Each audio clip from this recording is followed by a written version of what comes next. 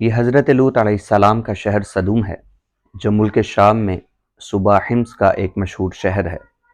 حضرت لوط علیہ السلام بن حران بن طارق یہ حضرت ابراہیم علیہ السلام کے بھتیجے ہیں۔ یہ لوگ عراق میں شہر بابل کے باشندے تھے۔ پھر حضرت ابراہیم علیہ السلام وہاں سے ہجرت کر کے فلسطین تشریف لے گئے اور حضرت لوط علیہ السلام ملک شام کے ایک شہر اردن میں مقیم ہو گئے، اور اللہ تعالیٰ نے آپ کو نبوت عطا فرما کر صدوم والوں کی ہدایت کے لیے بھیج دیا۔ شہر صدوم کی بستیاں بہت آباد اور نہایت سرسبز و شاداب تھیں، اور وہاں طرح طرح کے اناج اور قسم قسم کے پھل اور میوے بکثرت پیدا ہوتے تھے۔ شہر کی خوشحالی کی وجہ سے اکثر جا بجا کے لوگ مہمان بن کر ان آبادیوں میں آیا کرتے تھے، اور شہر کے لوگوں کو ان مہمانوں کی مہمان نوازی کا بار اٹھانا پڑتا تھا۔ اس لیے اس شہر کے لوگ مہمانوں کی آمد سے بہت ہی تنگ ہو چکے تھے، مگر مہمانوں کو روکنے اور بھگانے کی کوئی صورت نظر نہیں آ رہی تھی۔ اس محول میں ابلیس لعین ایک بوڑھے کی صورت میں نمودار ہوا اور ان لوگوں سے کہنے لگا کہ اگر تم لوگ مہمانوں کی آمد سے نجات چاہتے ہو تو اس کی یہ تدبیر ہے کہ جب بھی کوئی مہمان تمہاری بستی میں آئے تو تم لوگ زبردستی اس کے ساتھ بدفعلی کرو۔ چنانچہ سب سے پہلے ابلیس خود ایک خوبصورت لڑکے کی شکل میں مہمان بن کر اس بستی میں داخل ہوا اور ان لوگوں سے خوب بدفعلی کرائی۔ اس طرح یہ فعل بد ان لوگوں نے شیطان سے سیکھا۔ پھر رفتہ رفتہ اس برے کام کے یہ لوگ اس قدر عادی بن گئے کہ عورتوں کو چھوڑ کر مردوں سے اپنی شہوت پوری کرنے لگے۔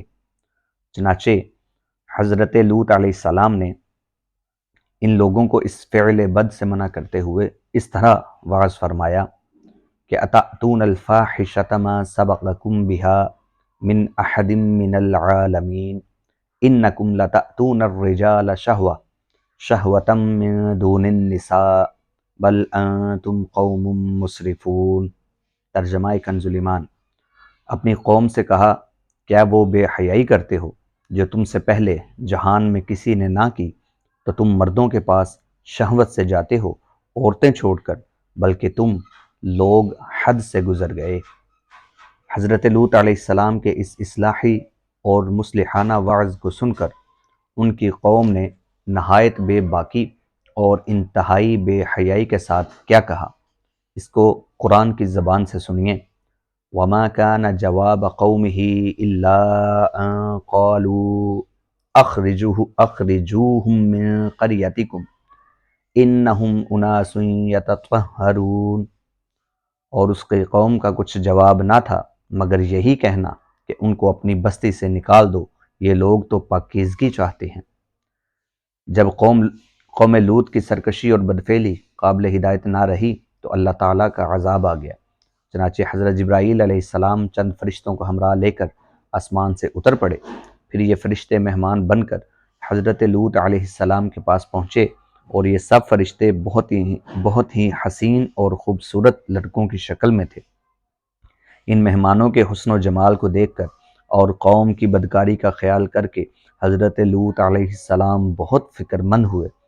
تھوڑی دیر بعد قوم کے بدفعلوں نے حضرت لوط علیہ السلام کے گھر کا محاصرہ کر دیا اور ان مہمانوں کے ساتھ بدفعلی کے ارادہ سے دیوار پر چڑھنے لگے۔ حضرت لوط علیہ السلام نے نہایت دل سوزی کے ساتھ ان لوگوں کو سمجھانا اور اس برے کام سے منع کرنا شروع کر دیا، مگر یہ بدفعل اور سرکش قوم اپنے بیہودہ جواب اور برے اقدام سے باز نہ آئی، تو آپ اپنی تنہائی اور مہمانوں کے سامنے رسوائی سے تنگ دل ہو کر غمگین اور رنجیدہ ہو گئے۔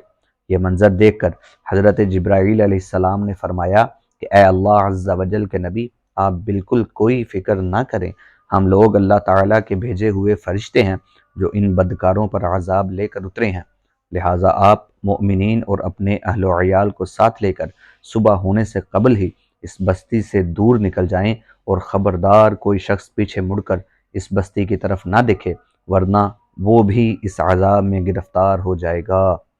چنانچہ حضرت لوط علیہ السلام اپنے گھر والوں اور مومنین کو ہمراہ لے کر بستی سے باہر نکل گئے۔ پھر حضرت جبرائیل علیہ السلام اس شہر کی پانچوں بستیوں کو اپنے پروں پر اٹھا کر آسمان کی طرف بلند ہوئے اور کچھ اوپر جا کر ان بستیوں کو الٹ دیا، اور یہ آبادیاں زمین پر گر کر چکنا چور ہو کر زمین پر بکھر گئیں۔ پھر کنکر کے پتھروں کا میم برسا، اور اس زور سے سنگباری ہوئی کہ قوم لوط کے تمام لوگ مر گئے، اور ان کی لاشیں بھی ٹکڑے ٹکڑے ہو کر بکھر گئیں۔ عین اس وقت جب کہ یہ شہر الٹ پلٹ ہو رہا تھا، حضرت لوط علیہ السلام کی ایک بیوی جس کا نام وائلہ تھا، جو در حقیقت منافقہ تھی اور قوم کے بدکاروں سے محبت رکھتی تھی، اس نے پیچھے مڑ کر دیکھ لیا اور یہ کہا کہ ہائے رے میری قوم! یہ کہہ کر کھڑی ہو گئی، اور پھر عذاب الہی کا ایک پتھر اس کے اوپر بھی گر پڑا اور وہ بھی ہلاک ہو گئی۔ اس واقعے سے معلوم ہوا کہ لواطت کس قدر شدید اور ہولناک کبیرہ گناہ ہے کہ اس جرم میں قوم لوط کی بستیاں الٹ پلٹ کر دی گئیں اور مجرمین پتھراؤ کے عذاب سے مر کر دنیا سے نیست و نابود ہو گئے۔ منقول ہے کہ حضرت سلیمان علیہ السلام نے ایک مرتبہ ابلیس لعین سے پوچھا کہ اللہ تعالیٰ کو سب سے بڑھ کر کون سا گناہ ناپسند ہے؟ تو ابلیس نے کہا کہ سب سے زیادہ اللہ تعالیٰ کو یہ گناہ ناپسند ہے کہ مرد مرد سے بدفعلی کرے اور عورت عورت سے اپنی خواہش پوری کرے، اور حدیث میں ہے کہ عورت کا اپنی فرج کو دوسری عورت کی فرج سے رگڑنا یہ ان دونوں کی زنا کاری ہے جو گناہ کبیرہ ہے، معاذ اللہ۔